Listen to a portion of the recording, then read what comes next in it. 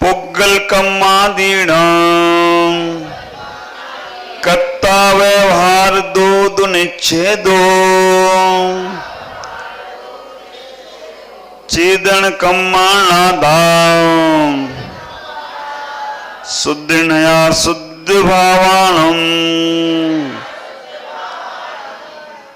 आचार्य नमिचंद सिद्धांत चक्रवर्ती यहाँ कहना चाहते हैं, पुग्गल कम्मादीणम कत्ता व्यवहार दो दुनिच्छेदो चेदन कम्मानादा शुद्ध नया शुद्ध भावाणम। हम सबको पहले मन में ये बैठालना है कि यहाँ पर जीव की बात चल रही है और द्रव्य संग्रह में 6 द्रव्यों की बात आएगी। पहले के 14 श्लोकों में जीव द्रव्य का वर्णन चल रहा है, फिर अजीव का भी वर्णन आएगा, फिर धर्म का भी वर्णन आएगा, अधर्म का भी आएगा, आकाश का और काल का। ये 6 द्रव्यों का वर्णन द्रव्य संग्रह में आपको यथायोग बताने का प्रयास करेंगे।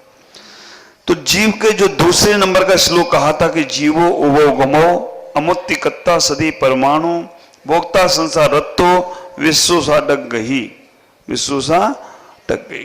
तो आप विचार करना, उसी चीज को बताने का प्रयास कर रहे हैं, एक एक दिन एक एक बात को समझाने का प्रयास कर रहे हैं कि उसको हम विस्तार से समझे। संक्षेप में उन्होंने बता दिया जीव के इतने स्वभाव हैं, इतने जीव के उपयोग हैं। जीव है, उपयोगमय है, अमूर्तिक है, कर्ता है, भोक्ता है, सिद्धोषी है और ऊर्ध्वगमन करने वाला है। तो आज यहां चर्चा है जीव कर्ता है ना।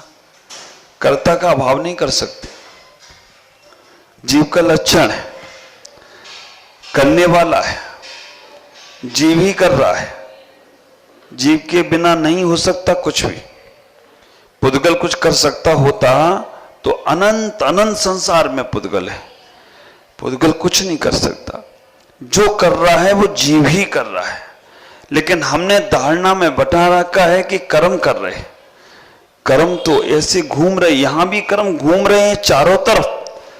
आप विचार करके रखना, कर्म तो यहां भी घूम रहे हैं, मोबाइल की किरणें यहां घूम रही हैं, लेकिन जब तक तुम्हारे पे कॉल नहीं आएगा ना तब तक मोबाइल पिक पिक नहीं करेगा। आज तो बहुत अच्छी अच्छी ध्वनि आ गई है।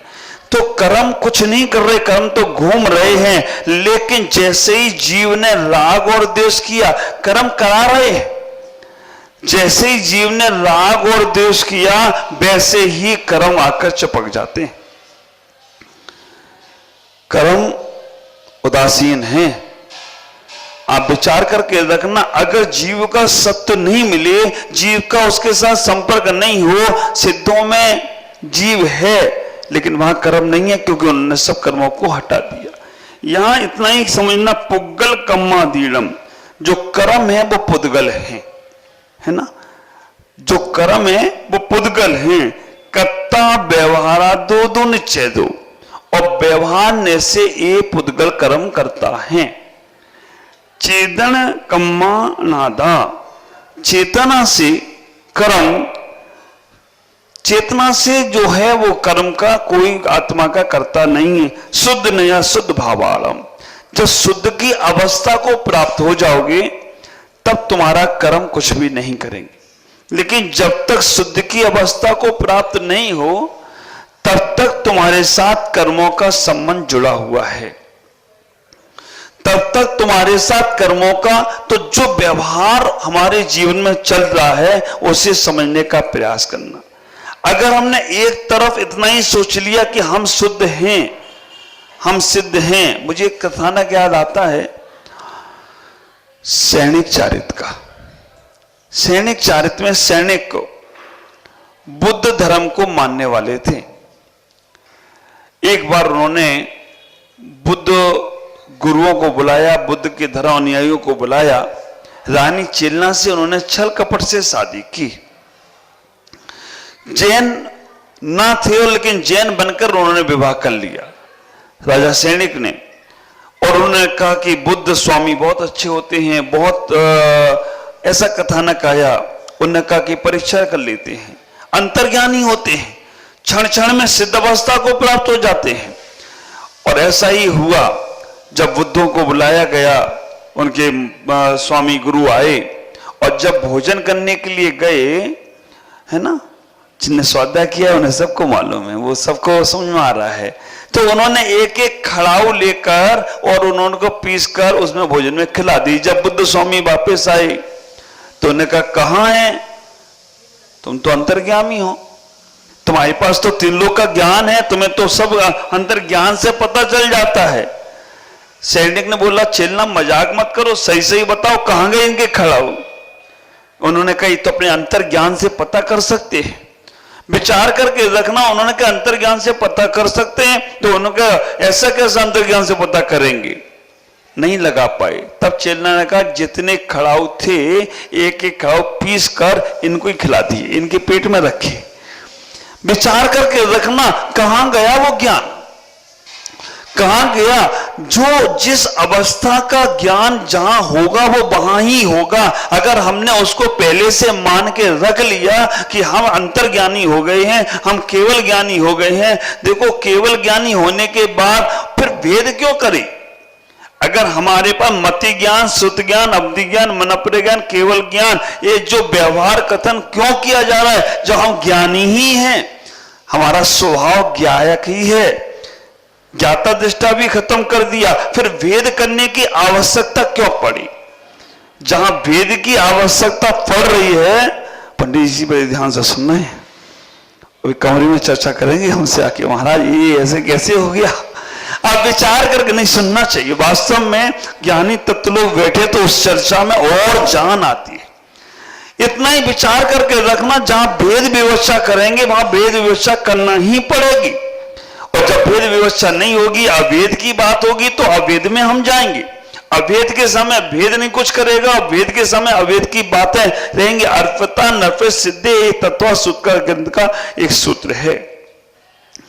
उनको बड़ा अपमान हुआ, बुद्धों को बड़ा अपमानित हुए। फिर उन्होंने कहा, मेरा अपमान हो गया, मैं जा रहा हूं, मैं ध्यान करने जा रहा हूं। और वो सब ध्यान करने चले गए। और जब ध्यान करने बैठे तो सैनिक राजा ने कहा, जी अब सब ध्यान में चले गए और सिद्ध अवस्था को प्राप्त हो गए। सिद्ध अवस्था को, हम सिद्ध हैं, हम बुद्ध हैं, हम सिद्ध, बिल्कुल परम शुद्ध हैं। ठीक है। चिलना रानी ने सैनिकों को बोलकर, जहां वो ध्यान कर रहे थे सिद्ध अवस्था को प्राप्त हो गए, तो उसने कहा इनको उपकार करो, अब वहां जाके वापस आए, इनको वहीं रहने दो। उसने नीचे आग लगवा दी, जहां बैठे थे सब जगह आग लगवा दी। जैसी आग लगी, क्या हुआ? वो सारे सिद्ध वापस आ गए। आप विचार करके रखना, वो सारे सिद्ध वापस आ गए, कोई इधर भागा, कोई उधर भागा। उनने कहा, राजा सैनिक ने कहा, तुमने अपमान किया मेरे साधुओं का, तुमने ऐसा किया। उन्होंने कहा, मैंने तो उपकार किया था, ये सब सिद्ध हो गए थे, इसलिए उपकार किया था कि वापस इस देह में ना आए। धर्म परीक्षा में कहानी है, एक नाग था, वो इंसान बन जाता था, और फिर वो नाग को बक्से में बंद कर दिया कि अब ये दोबारा ना बने। लेकिन सब कथानक है। इतना ही विचार करके रखना, अगर हम शुद्ध अवस्था को प्राप्त हो गए तो फिर हमें शुद्ध होने के लिए कुछ करने की आवश्यकता नहीं है। हम मंदिर तक आ गए तो फिर हमें मंदिर में आने वाले से कहा जाएगा कि मंदिर में आओ? नहीं कहेंगे।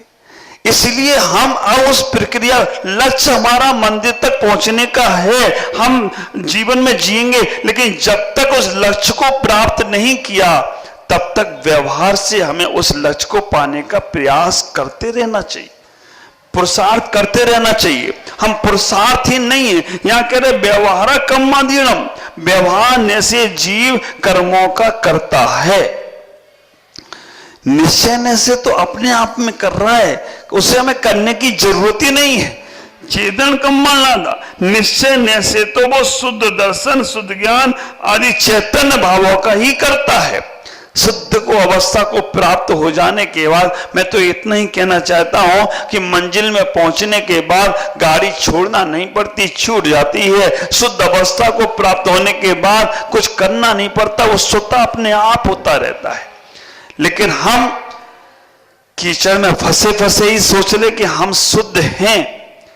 अब विचार करना, बात पक्की है, शुद्ध हैं, लेकिन फिर हम अशुद्ध की कार्य क्यों करते हैं, फिर हम अशुद्ध चर्चाएं क्यों करते हैं, फिर हम अशुद्ध बातें क्यों करते हैं? अगर हम शुद्ध जीव तत्व है, लेकिन जब तक संसार में है, व्यवहार से उसे हम कर्ता भी बोलेंगे, व्यवहार से हम उसे भोक्ता भी बोलेंगे, व्यवहार से हम मूर्तिक भी बोलेंगे, व्यवहार से अमूर्तिक भी बोलेंगे, सभी कथन जीव के ही हैं। अगर हमने इस प्रकार से मान लिया तो फिर हमारी चर्चाएं अधूरी होंगी। हमें अपनी चर्चाओं में सापेक्ष रखना है कि जब तक हम शुद्ध अवस्था को प्राप्त नहीं हो रहे हैं, संसार में पड़े हुए हैं, तब तक हम भले ही सोना कीचड़ में जाए, सोने की कीमत कम नहीं होती, लेकिन कीचड़ में पड़ा हुआ सोना और सुनार की दुकान पर रखा हुआ सोना, दोनों के व्यवहार में, कथन में अंतर होगा। कीचड़ में पड़ा हुआ सोना अगर खदान से निकला है, कर्म कालमा सोने की नहीं निकली, और आपसे कहा जाए इसके आभूषण बना लो, हाँ, खदान से निकला है, उसे ताप नहीं दिया गया, 16 ताप नहीं दिए गए, 24 कैरेट का नहीं किया गया, उसके आभूषण पहनोगे? कहोगे लोहा है लोहा। और जैसे उसे तपाया गया, जैसे उसे पकाया गया, अभी तो हम विचार करना कि उसमें पकाया गया बिल्कुल 24 कैरेट का आ गया, तो आपको कहना नहीं पड़ेगा पहन लो, अगर मिल गया तो चलो भाई, हमारा तो अभी गली की शोभा बनेगा, हमारे और किसी काम में आएगा। ख्याल करो, ऐसे ही तुम बिल्कुल शुद्ध हो, लेकिन जब उस प्रक्रिया से गुजरोगे, उस प्रक्रिया के साथ जो लगोगे, तब तुम्हारा कीमत बढ़ जाएगी। ख्याल करके रखना, एक मिथ्या दृष्टि जीव है, एक सम्यक दृष्टि जीव है, एक मुनि महाराज हैं और एक परमात्मा है। किनके प्रति तुम्हारे भाव होते हैं झुकने के? मिथ्या दृष्टि जीव है, जीव तो है, लेकिन उससे पहले तुम्हारे भाव सम्यक दृष्टि के साथ रहते हो तो उसके प्रति आदर का भाव होता है, और मुनिराज के पास जाते तो मुनिराज के आदर का भाव होता है, और जैसे ही परमात्मा मिल जाते हैं तो बस परमात्मा के होते चले जाते हो। इस प्रक्रिया से गुजरना, और आपने केवल उसमें ही समझ लिया सब कुछ, तो व्यवहार के कथन को हम लोप करते। व्यवहार तुम्हारे निश्चय को पहुंचाने में कारण है। तो आज यहां पर आचार्य पूज्य स्वामी इतना ही कह रहे हैं, संसार में जो भी तुम कुछ कर रहे हो, करता हो, करने वाले हो, राग और द्वेष पुद्गल हैं। आप विचार करके रखना, राग और द्वेष पुद्गल हैं, लेकिन उसमें जान, ये बल्ब है ना, ये लाइट जल रही है, लाइट में करंट ना आए ना तो लाइट किसी काम की नहीं है। हाँ, कई व्यक्ति की दीपक है रखा है, और अगर उसमें ज्योति नहीं जले तो वो दीपक नहीं है, वो तो बेकार है, लेकिन उसके अंदर जब ज्योति आती है तो वो दीपक का काम करता है। तो हमें इतना ही विचार करना है, व्यवहार के मार्ग से निश्चय की यात्रा पर जाना है। व्यवहार को करते रहो, व्यवहार को पकड़ना नहीं। हम इतना ही ख्याल करके अंदर की जो परिणति है, अंदर की जो भावना है, अंदर की जो हमारी विशुद्धि है, उसकी तरफ लक्ष्य रखो, उसकी तरफ क्रियाएं करो, व्यवहार की क्रियाओं में भी शुद्धता लाने का प्रयास करो। अगर हमारे मन में ये भाव बैठ गया कि हम वो ही हैं, जहां ही आ गया वहां पर हमारा स्यादवाद खत्म हो जाएगा। इसलिए हम उस शुद्धता को पाने का प्रयास करें। व्यवहार से जीव करता भी है, और निश्चय से चेतन कर्मों का ही करता और भोक्ता हुआ करता है। 10 बज चुके हैं, थोड़ी थोड़ी बात करूंगा क्योंकि विधान लंबे लंबे होंगे। थोड़ी देर आपका टेस्ट चेंज कर रहा हूं, इसलिए इतना ही ख्याल करके रखो। वैसे तो ये सिद्धों की आराधना है और हम भी सिद्धों की बात कर रहे हैं, लेकिन वो सिद्ध जब तक नहीं बने हैं, सिद्धों की जीवात्मा में और तुम्हारी जीवात्मा में कोई अंतर नहीं है। वैसे तुम इनको, अभी हमारे पंडित जी को हम जीवात्मा ही कहना शुरू करो, कल से नाम वाम लेना बंद कर देना। उनका नहीं, सभी का है, लेकिन कम से कम इनको तो विशेष देना ही चाहिए। और जीवात्मा एक भगवान आत्मा है, गुजरात में उनका नाम भगवान आत्मा रखा गया, और भगवान कहते हैं है बात वो भी सही कह रहे हैं, ऐसा नहीं है, लेकिन बस उसको समझने की शैली आना चाहिए। उसको हम क्रिया कांड से नहीं जोड़ेंगे, हम उसको आत्मा से जोड़ेंगे, लेकिन क्रिया कांड का निश्चित करके नहीं। अगर हम कर देंगे और अगर हमने वो जीव तत्व पे पहुंच चुके हैं तो फिर हमारी क्रिया कांड अधूरी होगी और क्रियाकांड से हम बचे नहीं रहेंगे और हमारी भगवान की वाणी का अबड़बात होता जाए। तो हम इतना ही ख्याल करें, शुद्धता की ओर ख्याल रखें और अपने भावों को, परिणामों को शुद्ध रखकर आगे बढ़ने का प्रयास करेंगे। आज इतना ही। ओम नमः जय गुरुदेव।